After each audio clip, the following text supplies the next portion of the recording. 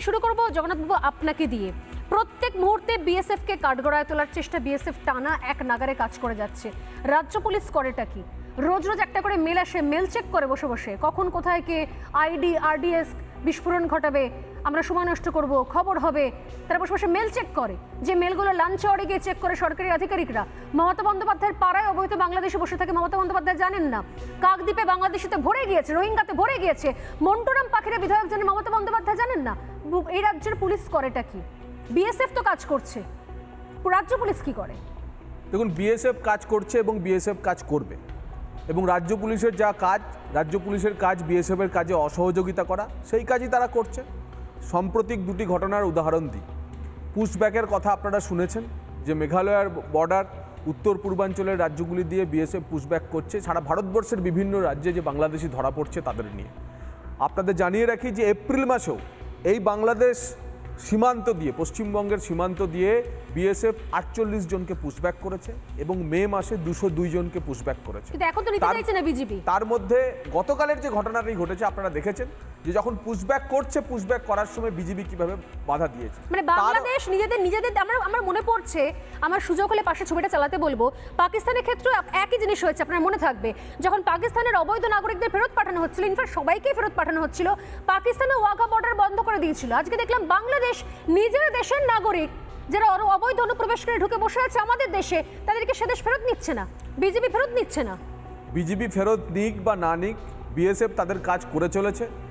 এবং আপনাদের তথ্যের জন্য জানিয়ে রাখি যে ইতিমধ্যে একটি বড় কন্টিনজেন্টকে, যারা ভারতবর্ষের অন্যান্য রাজ্যগুলিতে ধরা পড়েছিল, যাদের বাংলাদেশি নাগরিকত্ব প্রমাণ হয়েছে, তাদেরকে সুন্দরবনের জলপথে নিয়ে গিয়ে সুন্দরবনে বাংলাদেশের সুন্দরবন এলাকার কোনো দ্বীপে বিএসএফ নামিয়ে দিয়ে চলে এসছে।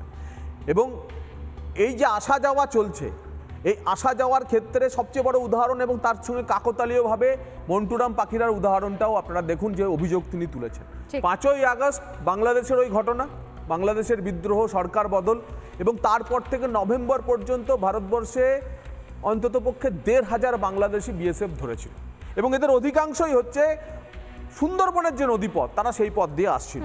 কোথা দিয়ে আসছিল? কালীতলা, ঝিলা ফরেস্ট, কৈখালি, রায়মঙ্গল এবং ঝড়া ফরেস্ট, এই অংশ দিয়ে আসছিল।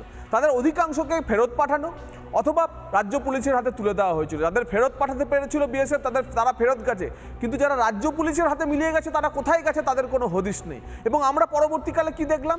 বেচারা একজন অ্যাসিস্ট্যান্ট সিস্টেম ম্যানেজার, যার বিরুদ্ধে ভারতের নির্বাচন কমিশন অভিযোগ করে বলল যে রোহিঙ্গা এবং বাংলাদেশিদের নাম 10,000, 20,000, 50,000 দিয়ে ওই রামকৃষ্ণপুর, নামখানা, কাকদ্বীপ এই অঞ্চলগুলি থেকে তুলে দেওয়া হচ্ছে। শুধু তাই নয়, অন্ততপক্ষে 6টি মহকুমা, সেই 6টি মহকুমাতে এরকম পাওয়া গেছে। এবং ওই যে অ্যাসিস্ট্যান্ট সিস্টেম ম্যানেজার, সেই অ্যাসিস্ট্যান্ট সিস্টেম ম্যানেজার আজ হাইকোর্টে আবেদন জানিয়ে বলেছেন যে তাকে স্কেপগোট করা হয়েছে, তাকে বলির পাঠা করা হয়েছে। আসলে এই মমতা বন্দ্যোপাধ্যায়ের প্রশাসনের বেশ কিছু প্রশাসনিক কর্তা, তারা এই রোহিঙ্গা এবং বাংলাদেশিদের নাম তারা তুলেছেন। আমার ধারণা ছুটির পর আদালতে এই মামলা, আদালতে এখন ভ্যাকেশন চলছে, এই মামলা এলে পরে এর বড় জিনিস আমরা বেরিয়ে আসবে, যে যেভাবে হুইসেল ব্লোয়ার হিসেবে একজন অ্যাসিস্ট্যান্ট সিস্টেম ম্যানেজার ভারতীয় নির্বাচন কমিশনের, যার বিরুদ্ধে এফআইআর হয়েছে, যে দোষ স্বীকার করে নিয়েছে, হ্যাঁ সে অবৈধভাবে নাম তুলেছেন, এবং এই ঘটনাগুলি পরপর ঘটছে। দেখুন, একটা জিনিস যে বাংলাদেশিদের চিহ্নিত করা, বাংলাদেশিদের চিহ্নিত করে ডিটেনশন সেন্টারে রাখা এবং ডিটেনশন সেন্টারে রেখে পুশব্যাক করার নীতি ভারতের রাষ্ট্রনীতি। আর আমাদের মুখ্যমন্ত্রী কি বলেন? আমাদের মুখ্যমন্ত্রী বলেন যে বিএসএফ নাকি মুর্শিদাবাদে ঢুকে দাঙ্গা করছে। সেই রাতে যদি বিএসএফ না আসতো, তাহলে বেদবোনা, জাফরাবাদ, ধুলিয়ান, শামশেরগঞ্জ হিন্দু শূন্য হয়ে যায়। তারা অন্ততপক্ষে নদী টপকে বাড়ি ফেরার জন্য কেউ থাকতো না, আস্ত থাকতো না, কেউ জীবিত থাকতো না। নানা ধরনের কন্টেন্ট দেখার জন্য লাইক করুন, শেয়ার করুন আমাদের ফেসবুক পেজ, সাবস্ক্রাইব করুন আমাদের ইউটিউব চ্যানেল। পাশাপাশি অন্যান্য ব্রেকিং নিউজের জন্য অবশ্যই চোখ রাখুন রিপাবলিক বাংলায়।